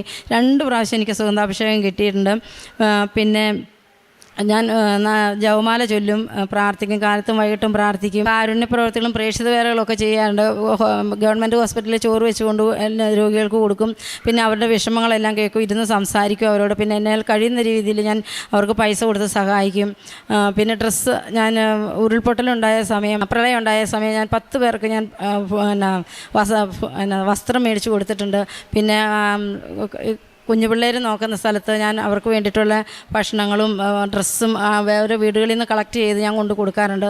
അങ്ങനെ കാരുണ്യപ്രവർത്തനമൊക്കെ ചെയ്യുമായിരുന്നു. പിന്നെ ജോസഫ് അച്ഛനെ ഈ ആൾത്താരെ ഇതുപോലെ ഞാൻ സ്വപ്നം കണ്ടു. അതാണ് ഞാൻ ഉടമ്പടി എടുക്കാനുണ്ടായ ഒരു കാരണം തന്നെ. ഈ ആൾത്താരയിലേക്ക് വരാനുണ്ടായ കാരണം ജോസഫ് അച്ഛൻ ഇവിടെ നിന്ന് പ്രാർത്ഥിക്കുന്നതും ബൈബിള് കൈ പിടിച്ചുകൊണ്ട് നിൽക്കുന്നതും ഒക്കെ ആയിട്ട് ഞാൻ സ്വപ്നം കണ്ടിട്ടുണ്ട്. പിന്നെ ഞാൻ എന്ത് പ്രാർത്ഥിച്ചാലും മാതാവ് എനിക്കത് സാധിച്ചു തന്നിട്ടുണ്ട്. പിന്നെ എനിക്ക് എന്തൊരു അസുഖം വന്നാലും ഞാൻ ഉപ്പ്, തേൻ, തൈലം ഇതെല്ലാം ഉപയോഗിച്ചാണ് ഞാൻ എൻ്റെ രോഗങ്ങളെ തൊട്ട് പ്രാർത്ഥിക്കുന്നത്. എൻ്റെ മകൾക്ക് പീരീഡ്സ് ആകാതെ 9 മാസത്തോളം പീരീഡ്സ് ആയ ഒരു കുട്ടിയാണ്. എന്നിട്ട് 9 മാസം പീരീഡ്സ് ആകാതെ നിന്ന് 2 വട്ടം ഞാൻ മരുന്ന് വാങ്ങിച്ചു. എന്നിട്ട് ആ മരുന്ന് കഴിക്കുമ്പോൾ മാത്രം ആകും. അത് കഴിയുമ്പം അത് നിർത്തി കഴിയുമ്പോൾ വീണ്ടും ആകാതെ 9 മാസം അങ്ങനെ ഇരുന്നപ്പോഴത്തേനും എൻ്റെ മൂത്ത കുട്ടി അമൃത പറഞ്ഞു, മരുന്ന് മേടിക്കാൻ അമ്മച്ചി എന്ന് പറഞ്ഞു. അപ്പം ഞാൻ പറഞ്ഞു, ഇല്ല, മാതാവിനോട് ഞാൻ പ്രാർത്ഥിക്കുന്നുണ്ട്. മാതാവിൻ്റെ തൈലം ഞാൻ അവളുടെ എന്നും വയറിൽ തേച്ച് പ്രാർത്ഥിക്കുമായിരുന്നു. അങ്ങനെ ഇരിക്കെ അവൾ ഞാൻ ഒരു ദിവസം ലാസ്റ്റ് ഞാൻ പറഞ്ഞു, മാതാവേ 5 ദിവസത്തിനുള്ളിൽ ഇവളെ പീരീഡ്സ് ആക്കി തരണം, അല്ലെങ്കിൽ ഇനിയും ഹോസ്പിറ്റലിൽ കൊണ്ടുപോയി ഇവിടെ എന്നെ വഴക്ക് പറയും എന്ന് ഞാൻ മാതാവിനോട് പ്രാർത്ഥിച്ചു. അങ്ങനെ ഇരിക്കും 3 ദിവസമായപ്പോഴത്തേനും അവൾക്ക് പീരീഡ്സ് ആയി. ഇപ്പോൾ റെഗുലറായിട്ട് പീരീഡ്സ് ഉണ്ടായിക്കൊണ്ടിരിക്കുന്നു. പിന്നെ എൻ്റെ ഇളയ കുട്ടിക്ക് പീരീഡ്സ് ആയി കഴിയുമ്പോൾ ഭയങ്കര വയറുവേദനയാണ്, മേല് വിറയ്ക്കും, നടുവേദന ഒക്കെ, ഛർദ്ദിക്കാൻ വരും, ഇങ്ങനെയൊക്കെയാണ്. അപ്പോൾ ഞാൻ ഉപ്പ് വായിൽ തൊട്ട് കൊടുത്ത് തൈലവും തേച്ച് തേനും കൊടുത്ത് ഞാൻ വിശ്വാസപ്രമാണം ചൊല്ലി പ്രാർത്ഥിക്കുമ്പോൾ കുഞ്ഞിൻ്റെ വയറുവേദന ഇപ്പോൾ കുറഞ്ഞിട്ടുണ്ട്. ഇപ്പോൾ അങ്ങനെ വലിയ ശക്തമായ വയറുവേദനയൊന്നുമില്ല, ഉണ്ട് എങ്കിലും അത്ര വലിയ ശക്തമായ വയറുവേദനയൊന്നും ഇല്ലാതെ അങ്ങനെ പോകുന്നു. പിന്നെ എല്ലാം അനുഗ്രഹിച്ച എൻ്റെ മാതാവിനും തിരുക്കുമാരനും ഞാൻ കോടാനുകൂടി നന്ദി പറയുന്നു. പിന്നെ ഞാൻ എല്ലാ ചൊവ്വാഴ്ചകളും ധ്യാനം കൂടാറുണ്ടായിരുന്നു. ഒരു ദിവസം എൻ്റെ ജോലിയും പണിയെല്ലാം കഴിഞ്ഞ് വേറെ ധ്യാനം കൂടാൻ പോയപ്പോഴത്തെ എൻ്റെ വലത് കൈപ്പലയ്ക്ക് ഉള്ളിൽ ഭയങ്കര ശക്തമായ വേദന. അങ്ങനെ വേദന അനുഭവിച്ചുകൊണ്ട് ഞാൻ ധ്യാനം കൂടിക്കൊണ്ടിരിക്കുകയാണ്. ജോസഫ് അച്ഛൻ പറയുകയുണ്ടായി, കഴുത്തിന് താഴെ വലത് കൈപ്പുറത്ത് ആന ചവിട്ടിപ്പിടിച്ചിരിക്കുന്ന ഭാരം അനുഭവിക്കുന്ന ഒരു രോഗിയെ കർത്താവ് സുഖപ്പെടുത്തുമെന്ന് പറഞ്ഞു. പക്ഷെ ഞാൻ എന്നെയാണെന്ന് ഞാൻ വിശ്വസിച്ചിരുന്നില്ല. ഞാൻ ധ്യാനം കഴിഞ്ഞ് പുറത്തിറങ്ങിയപ്പോൾ എന്നോട് ആരോ പറയുകയാണ്, നിൻ്റെ കൈ ഒന്ന് നിവർത്ത്. എനിക്ക് കൈ നിവർത്താൻ പോലും വയ്യാത്തൊരു വേദനയായിരുന്നു. അപ്പോൾ എന്നോട് പറയാം, നിൻ്റെ കൈ വലിച്ച് നിവർത്തുമെന്ന് പറയുന്നു. അപ്പോൾ ഞാൻ കൈ വലിച്ച് നിർത്തിയപ്പോൾ ശരിയാണ്, എൻ്റെ വേദന അന്നേ മാറിയിരുന്നു. പിന്നെ ആ വേദന എനിക്കുണ്ടായിട്ടില്ല. പിന്നെ ഞാൻ ജോലി ചെയ്യുന്ന ഓഫീസിൽ ചായ ഉണ്ടാക്കി കൊടുക്കുന്ന സമയത്ത് ചൂടുവെള്ളം എൻ്റെ വലത് കാലിൽ മൊത്തം ചൂടുവെള്ളം, തിളച്ച വെള്ളമായിരുന്നു. അപ്പോൾ അവിടെ വേറെ ഒരു വസ്തുക്കളും ഉണ്ടായിരുന്നില്ല എൻ്റെ കാലിൽ പുരട്ടുവാനായിട്ട്. അപ്പോൾ ഞാൻ വെള്ളത്തിൽ കൊണ്ടുപോയി കുറേ നേരം വെച്ചു. പക്ഷേ ഭയങ്കര പുകച്ചിലും വേദനയായിരുന്നു. അപ്പോൾ എന്നോട് പറയുകയാണ്, മാതാവിൻ്റെ തൈലം ഇരിപ്പില്ലേ എന്ന് എന്നോട് ഇങ്ങനെ ചോദിക്കുന്ന പോലെ എനിക്ക് തോന്നി. ഞാൻ വേഗം മാതാവിൻ്റെ തൈലം എടുത്ത് വിശ്വാസപ്രമാണം ചൊല്ലി ഞാൻ എൻ്റെ കാലിൽ പുരട്ടിക്കൊണ്ടിരുന്നു. 2 വട്ടം പുരട്ടി പ്രാർത്ഥിച്ചുകൊണ്ട് വിശ്വാസ പ്രമാണം ചെയ്തു. അപ്പോഴും ഞാൻ ഓർത്ത് കുമളയ്ക്കുമായിരിക്കും, കുമളച്ച് കഴിഞ്ഞാൽ എനിക്ക് ജോലിക്ക് വരാൻ പറ്റത്തില്ല, നടന്നാണ് ഞാൻ വരുന്നത്. 10 മിനിറ്റ് നടക്കാനുള്ള വഴിയുണ്ട്. അപ്പോൾ ഞാൻ നടന്നാണ്. അപ്പോൾ ഞാൻ ചെരുപ്പിടാതെയൊക്കെ എങ്ങനെയാണ് റോഡിൽ വരുന്നത്, മാതാവേ എനിക്ക് എൻ്റെ കാല് പൊള്ളിക്കരുതേ, കുമളയ്ക്കരുതേ എന്നൊക്കെ പറഞ്ഞ് മാതാവിനോട് എപ്പോഴും ഇങ്ങനെ പറഞ്ഞുകൊണ്ട് പ്രാർത്ഥിച്ചുകൊണ്ടിരുന്നു. ഞാൻ വൈകുന്നേരമായി വീട്ടിൽ ചെന്നപ്പോൾ ഞാൻ എൻ്റെ മക്കളോട് പറഞ്ഞു, മോളെ കാല് പൊള്ളിയിട്ടുണ്ടെന്ന് നോക്കാൻ പറഞ്ഞു. ഇല്ല, ശകലം പോലും പൊള്ളിയില്ല. പിറ്റേ ദിവസം ഞാൻ ഓർത്ത് തൊലി പൊങ്ങിയിട്ടുണ്ടായിരിക്കും എന്ന് ഞാൻ വിചാരിച്ചു. പക്ഷേ ശകലം പോലും എൻ്റെ തൊലിക്ക് ഒരു കോട്ടം തട്ടാതെ മാതാവ് എന്നെ സംരക്ഷിച്ചു. ഇതെല്ലാം മാതാവിൻ്റെ ഈശോയുടെയും ഒരുപാട് അനുഗ്രഹങ്ങൾ എനിക്കും എൻ്റെ കുടുംബത്തിനും നൽകിക്കൊണ്ടിരിക്കുകയാണ്. ഇപ്പോഴും ഞാൻ അതിൽ ഒത്തിരി സന്തോഷമുണ്ട്. എനിക്കും എൻ്റെ മക്കൾക്കും വേണ്ടി ഒത്തിരി സന്തോഷമുണ്ട്. പിന്നെ എൻ്റെ മക്കൾ പരീക്ഷയ്ക്കൊക്കെ പോകുമ്പോൾ മാതാവിൻ്റെ ഉടമ്പടി തൈലം തേച്ചാണ് ഞാൻ വിടുന്നത്. ഉപ്പും തേച്ച് കൊടുത്തു വിടും, മാതാവിൻ്റെ കാശുരൂപം കൊടുത്തു വിടും. പ്രാർത്ഥിക്കണമെന്ന് പറഞ്ഞാൽ അവർക്ക് അത്ര വിശ്വാസം ഇല്ലെങ്കിൽ പോലും മക്കൾ പറയും, അമ്മച്ചി ഉടമ്പടി തൈലം തേക്കുന്നു പറഞ്ഞിട്ടാണ് അവർ വന്നത്. അപ്പോൾ ഈ പരീക്ഷയ്ക്ക് എല്ലാം അവരെ ജയിപ്പിച്ചു തന്നു. ഇപ്പോൾ 4th ഇയറിൽ എൻ്റെ കൊച്ച് 3-ാം വർഷ പരീക്ഷ കഴിഞ്ഞ് ഫൈനൽ പരീക്ഷ കഴിഞ്ഞ് ജയിച്ചിരിക്കുകയാണ്. ഇനി അടുത്ത കോഴ്സ് അമ്മയുടെ ഇഷ്ടപ്രകാരം നല്ലൊരു കോഴ്സ് തന്ന് അനുഗ്രഹിക്കട്ടെ എന്ന് ഞാൻ പ്രാർത്ഥിക്കുന്നു. പരിശുദ്ധ അമ്മയ്ക്കും ഇത്രയേറെ അനുഗ്രഹങ്ങളും കൃപകളും നൽകുന്ന പരിശുദ്ധ അമ്മയ്ക്കും തിരുക്കുമാരൻ ഞാൻ കോടാനുകൂടി നന്ദി പറയുന്നു. ഇനിയും മുന്നോട്ട് അമ്മയുടെ പ്രത്യക്ഷീകരണ സാക്ഷിയാക്കി എന്നെ ഉയർത്തണമെന്നും അമ്മയുടെ മകളായി തന്നെ ജീവിക്കണമെന്നാണ് എൻ്റെ ആഗ്രഹം. ഉടമ്പടി മക്കളുടെ ജീവിതത്തിൽ നാം അറിയാത്ത രീതിയിലാണ് ഈശോ നമ്മുടെ മുൻപിൽ പോകുന്നത്. ഈ മകളുടെ കാര്യത്തിൽ ഇടപെടുകയും പെട്ടെന്ന് തന്നെ 2 ലക്ഷം രൂപ റെഡിയായി കൊടുക്കുകയും തന്നെയുമല്ല ഈ കൂട്ടുകാരുടെ കുടുംബം തന്നെയാണ് എല്ലാവിധ സഹായങ്ങളും നൽകി എല്ലാം റെഡിയാക്കി ഈ മകളെ UK പറഞ്ഞയച്ചത്. ഇവിടെ നാം കാണുന്നത് ഈശോയുടെ മമ്മയുടെ ഒരു വലിയ ഇടപെടലാണ്. ഈ വഴിയിലൂടെ ഇതിനു മുൻപ് നീ പോയിട്ടില്ലാത്തതിനാൽ പോകേണ്ട വഴി അവർ കാണിച്ചു തരുമെന്ന് പറഞ്ഞത് ജോഷുവ പ്രവാചകൻ്റെ വചനം എത്രയോ വ്യക്തമാണ്. ഈ മകളുടെ ജീവിതത്തിൽ ഒരിക്കലും പോകാത്ത വഴിയാണ് ഉടമ്പടി വഴി. ഒരിക്കലും സഞ്ചരിക്കാത്ത ആത്മീയ യാത്രയാണ് ഉടമ്പടി യാത്ര. കാരണം ഇത്രയും വർഷക്കാലം നാം ഒരുപക്ഷെ പ്രാർത്ഥന ചൊല്ലുകയായിരുന്നു. പക്ഷെങ്കിൽ ഉടമ്പടിയിൽ ചൊല്ലുക മാത്രമല്ല, ചെയ്യുന്ന പ്രാർത്ഥനയും കൂടിയാണ്. ആ ഉടമ്പടി നിബന്ധനകൾ അനുസരിച്ച് ജീവിക്കുമ്പോൾ ഈശോയും അമ്മയും നമ്മുടെ ജീവിതത്തിൽ ആ പോയിട്ടില്ലാത്ത വഴിയിലൂടെ പോകേണ്ട വഴി കാണിച്ചു തരുന്ന ഒരു ദൈവമാണ് നമ്മുടെ കൂടെയുള്ളത്. ആ വഴിയിലേക്ക് കൈപിടിച്ച് നടത്തുന്ന ഒരമ്മയാണ് കൃപാസനം അമ്മ.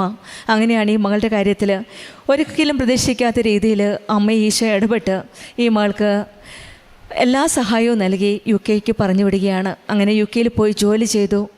അങ്ങനെ ജോലി ചെയ്തപ്പോഴാണ് പിന്നീടുള്ള ആഗ്രഹം, ഭവനം എന്ന ആഗ്രഹം. ഈ മകൾ തന്നെ ഇനി ഭവനത്തിന് വേണ്ടി, ഈ അമ്മയും മക്കളും ഒരു വീടിന് വേണ്ടി ആഗ്രഹിച്ചു. പല സ്ഥലങ്ങളിലും പോയി കണ്ടു, പക്ഷെ ഒന്നും ശരിയാവുന്നില്ല. അവിടെയും വേറൊരു വ്യക്തി ഇടപെടുകയാണ്. ആ വ്യക്തിയിലൂടെ ഒരു ഭവനം കണ്ടുപിടിക്കാൻ സാധിക്കുകയും ഈ മകൾ UK നിന്ന് എല്ലാവിധ സഹായങ്ങളും കൊടുക്കുകയും ഏറ്റവും അവസാനം ആ വ്യക്തിയിൽ കൂടെ തന്നെയാണ് നല്ലൊരു വീട്, അവരൊരിക്കലും സ്വപ്നം പോലും കാണാൻ സാധിക്കാത്ത ഒരു വീടാണ് അമ്മ ഈശോയും കാണിച്ചു കൊടുത്തത്. 50-60 ലക്ഷം രൂപയുടെ ഒരു വീട്. ഒരു ചെറിയ റൂമിൽ താമസിച്ചിരുന്ന ഈ മക്കൾ ഒരു വലിയ വീടിലേക്ക് ഒരു മാറ്റം, അത് ഈശോയുടെ മമ്മയുടെ ഒരു വലിയ കരുണയാണ്, കൃപയാണ്. അങ്ങനെ ഈ മക്കൾ ആ ഭവനം എന്ന സ്വപ്നവും ഈശോയും അമ്മയും സാക്ഷാത്കരിച്ച് കൊടുക്കുകയാണ്. അവിടെയും ഒരു വ്യക്തിയുടെ ഇടപെടലാണ്. ഉടമ്പടി ജീവിതം നയിക്കുന്ന മക്കളുടെ ജീവിതത്തിൽ എപ്പോഴും ഈശോയുടെ മമ്മയുടെ ഒരു ഇടപെടലുണ്ട്. എല്ലാം മുൻകൂട്ടി കാണുന്ന ഒരു ദൈവത്തിൻ്റെ ഇടപെടൽ. എന്തു തന്നെ ആയാലും ഭയപ്പെടേണ്ട ആവശ്യമില്ല. ധൈര്യത്തോടെ വിശ്വാസത്തോടെ ഉടമ്പടി ജീവിതം നമുക്ക് മുന്നോട്ട് നയിക്കാം. കാരണം നാം അറിയാത്ത വഴികളിൽ സഞ്ചരിക്കുമ്പോഴും പേടിക്കേണ്ട. കാരണം നമ്മുടെ കൂടെ ആ ദൈവ സാന്നിധ്യമുണ്ട്. കൃപാസനം ഉടമ്പടിയിൽ നിലനിൽക്കുമ്പോൾ പരിശുദ്ധ അമ്മയാണ് നമ്മെ കരം പിടിച്ച് മുന്നോട്ട് നയിക്കുന്നത്. അതുകൊണ്ടാണ് ഈ മക്കളുടെ ജീവിതത്തിൽ ഏറ്റവും നല്ല രീതിയിൽ ഈശോയും അമ്മയും അനുഗ്രഹിച്ചത്. തന്നെയുമല്ല ഈ മകൾക്ക് സുഗന്ധാഭിഷേകത്തിലൂടെ ഈശോയുടെ അമ്മയുടെ സാന്നിധ്യം മനസ്സിലാക്കാൻ സാധിക്കുകയും ജോസഫ് അച്ഛനെ സ്വപ്നം കാണുകയും പിന്നീടാണ് ആദ്യമായിട്ട് കുമാരി വാസുദേവൻ ഇവിടെ വരുന്നതിന് മുമ്പ് തന്നെയാണ് സ്വപ്നം കണ്ടത്. ജോസഫ് അച്ഛനെയും ഈ കൃപാസനവും എല്ലാം സ്വപ്നം കണ്ടിരുന്നു. പക്ഷെങ്കിൽ ഇത് കൃപാസനമാണെന്ന് അന്ന് അറിയില്ലായിരുന്നു. പിന്നീട് ഇവിടെ വന്ന് ഉടമ്പടി എടുത്തതിന് ശേഷമാണ് ഇതായിരുന്നു ആ സ്വപ്നത്തിൽ കണ്ട കൃപാസനം എന്ന് മനസ്സിലായത്.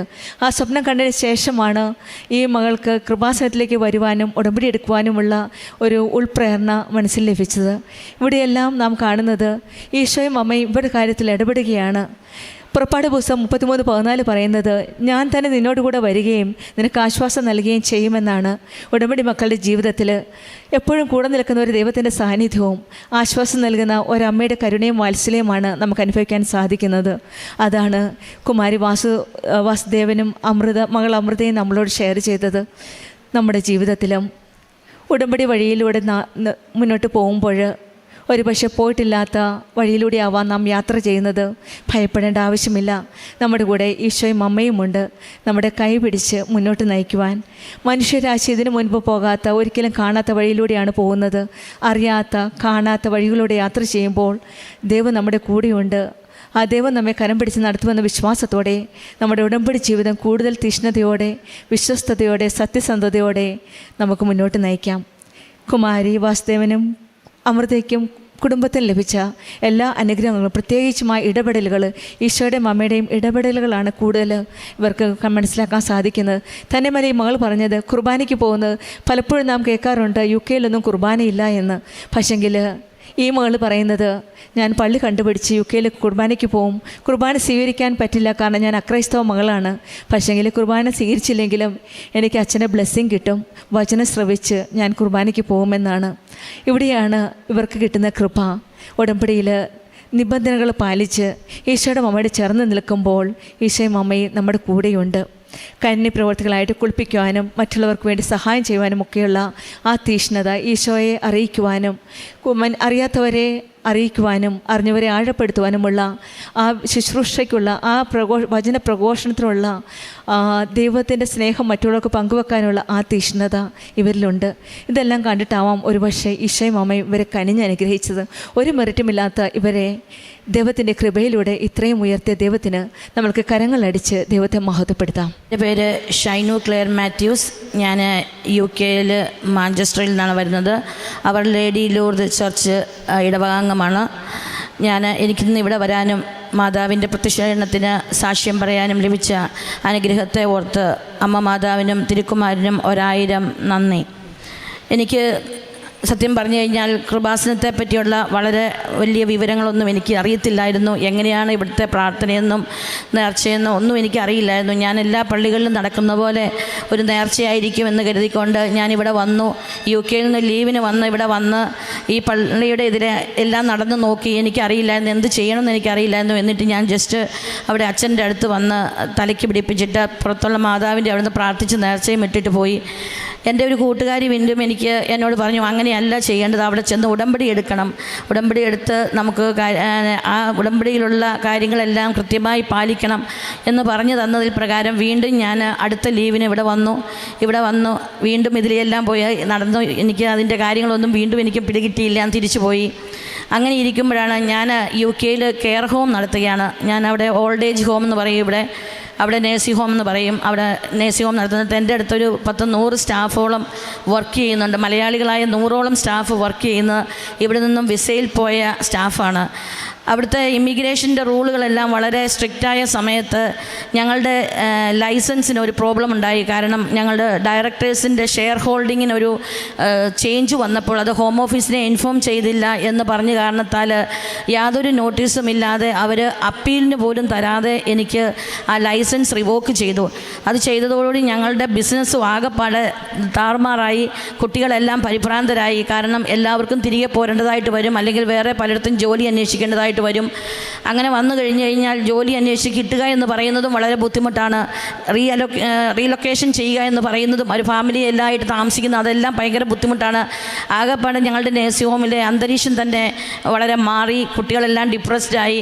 ഞാൻ എന്ത് ചെയ്യണമെന്ന് അറിയാതിരുന്ന സമയത്ത് ഞാൻ ഓർത്തു, ഏതായാലും കൃപാസന മാതാവിൻ്റെ അടുത്ത് പോവുകയും എൻ്റെ സങ്കടം പറയുകയും ചെയ്യണം. കാരണം ഞാനും വളരെയധികം തകർന്നു. UK-യിൽ ആകെമാലം ഞങ്ങളുടെ ഹോമിനെ പറ്റിയുള്ള വാർത്തകളും ഒക്കെ വരാൻ തുടങ്ങി. ലൈസൻസ് റിവോക്കായി, 100ഓളം സ്റ്റാഫ് തിരിച്ചു പോകേണ്ടതായി വരുന്നു എന്നുള്ള വാർത്തകളും എല്ലാം വരാൻ തുടങ്ങി. ഞാനും ആകെ തകർന്നിരുന്ന സമയത്ത് വീണ്ടും ഞാൻ ലീവിന് ഇവിടെ വന്ന് ഞാൻ ഉടമ്പടി എടുത്തു.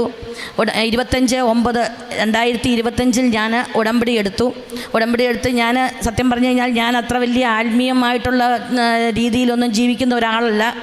അത്യാവശ്യം ഞായറാഴ്ചയും അതുപോലുള്ള പ്രധാനപ്പെട്ട ദിവസങ്ങളിലും പള്ളിയിൽ പോകുമെന്നൊഴിച്ച് ബാക്കിയുള്ള പ്രാർത്ഥനകളോ വലിയ ഡീപ്പായിട്ടുള്ള ഒരു ആത്മീയ ജീവിതമൊന്നും എനിക്കില്ലായിരുന്നു.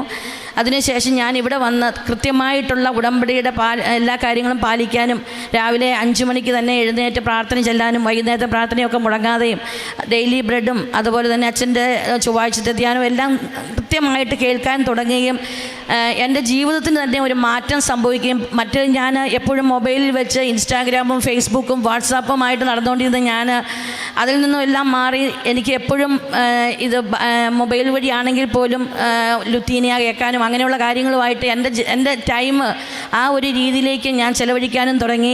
അതിനുശേഷം ഞാനിവിടെ വന്ന് ഉടമ്പടി എടുത്ത് തിരിച്ചു പോയപ്പം ഫ്ലൈറ്റിൽ ഇരുന്നപ്പോൾ എൻ്റെ കൂടെ എൻ്റെ ഒരു സ്റ്റാഫും എൻ്റെ അപ്പുറത്തുണ്ടായിരുന്നു.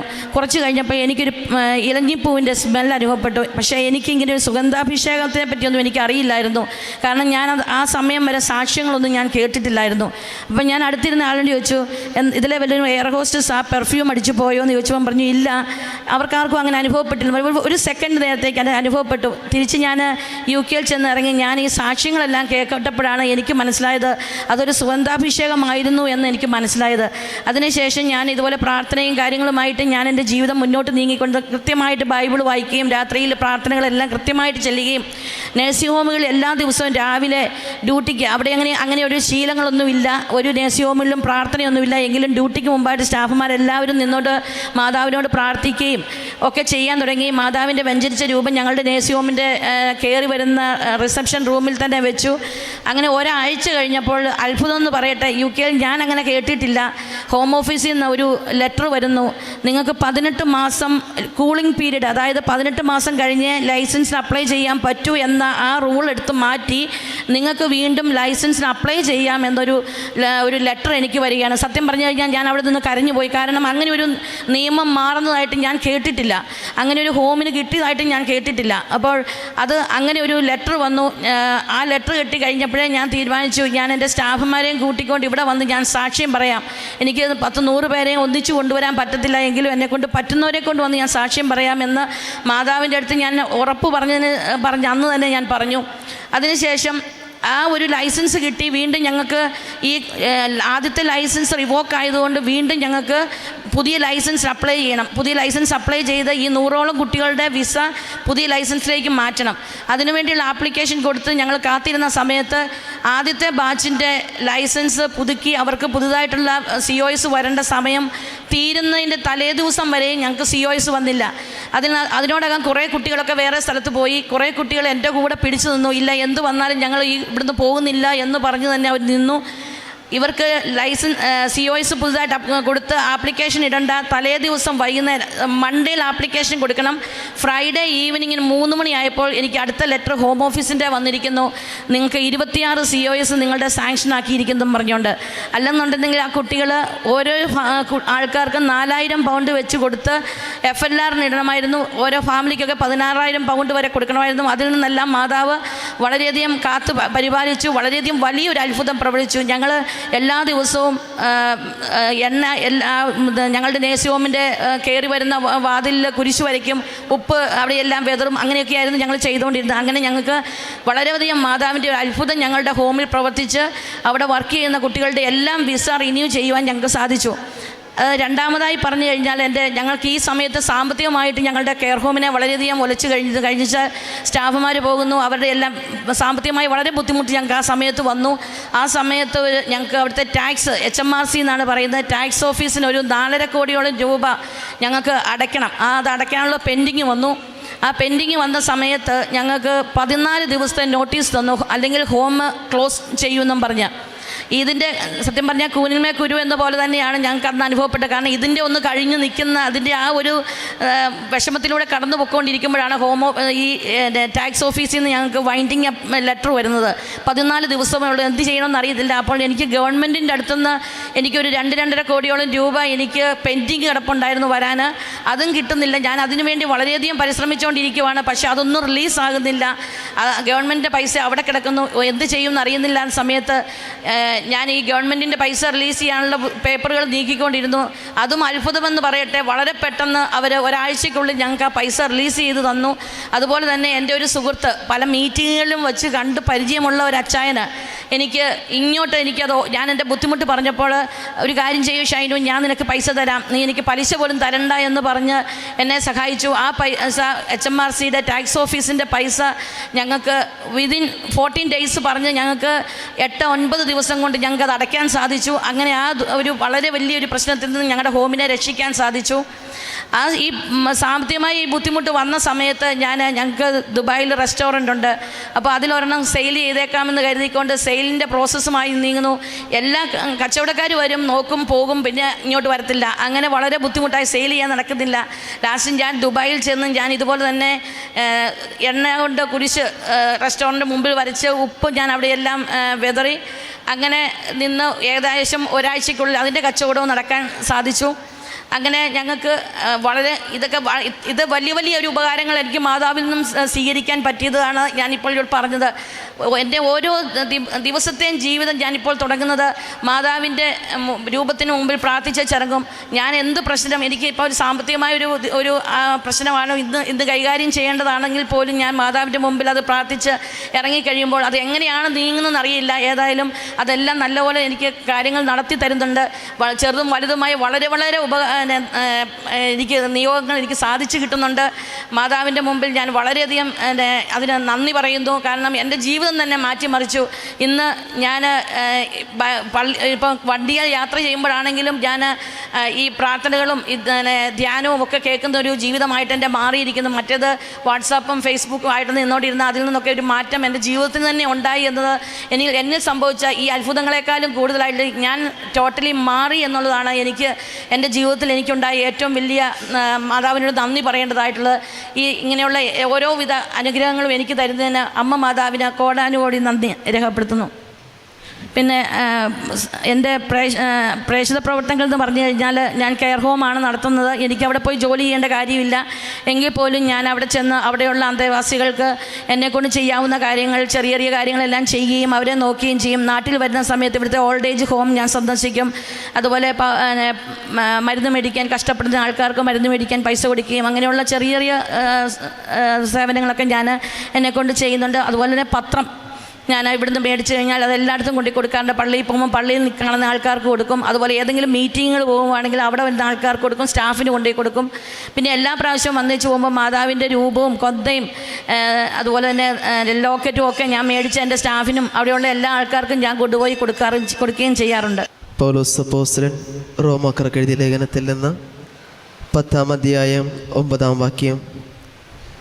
ആകയാൽ യേശു കർത്താവാണെന്ന് അധരം കൊണ്ട് ഏറ്റുപറയുകയും ദൈവം അവനെ മരിച്ചുവല്ലെന്ന് ഉയർപ്പിച്ചുവെന്ന് ഹൃദയത്തെ വിശ്വസിക്കുകയും ചെയ്താൽ നീ രക്ഷ പ്രാപിക്കും. പരിശുദ്ധ അമ്മയുടെ സന്നിധിയിൽ പ്രത്യക്ഷീകരണ സാക്ഷിയായിട്ട് ഷൈനു ക്ലെയർ മാത്യു തൻ്റെ അനുഭവ സാക്ഷി നമുക്ക് മുമ്പിൽ വ്യക്തമാക്കുകയായിരുന്നു. താൻ UK നടത്തിക്കൊണ്ടിരിക്കുന്ന കെയർ ഹോമിൽ ലൈസൻസ് റദ്ദായി പോവുകയും അത് സമയത്തിൻ്റെ ചുരുക്കത്തിൽ തന്നെ അത് തിരിച്ച് ലഭിക്കുകയൊക്കെ ചെയ്യുന്നുണ്ട്. കാരണം 18 മാസം കഴിഞ്ഞാൽ മാത്രമേ ആ ലൈസൻസിനുള്ള മറ്റ് കാര്യങ്ങൾ റിവോക്ക് ചെയ്യാനുള്ള കാര്യങ്ങളൊക്കെ സാധിക്കുകയുള്ളൂ. എന്നാൽ ആ ഒരു സമയത്തിൻ്റെ പരിധിയിൽ നിന്നുകൊണ്ട് പരിശുദ്ധ അമ്മയുടെ ഇടപെടലിലൂടെയും പരിശുദ്ധ അമ്മയോട് ചേർത്ത് വെച്ച ഇവിടെ ജീവിതത്തിൽ പരിശുദ്ധ അമ്മയുടെ ഇടപെടൽ കാണുകയും ചെയ്യുന്നത് അത് ഇത്രയും പെട്ടെന്ന് മാറ്റിക്കൊടുക്കുകയൊക്കെയാണ്.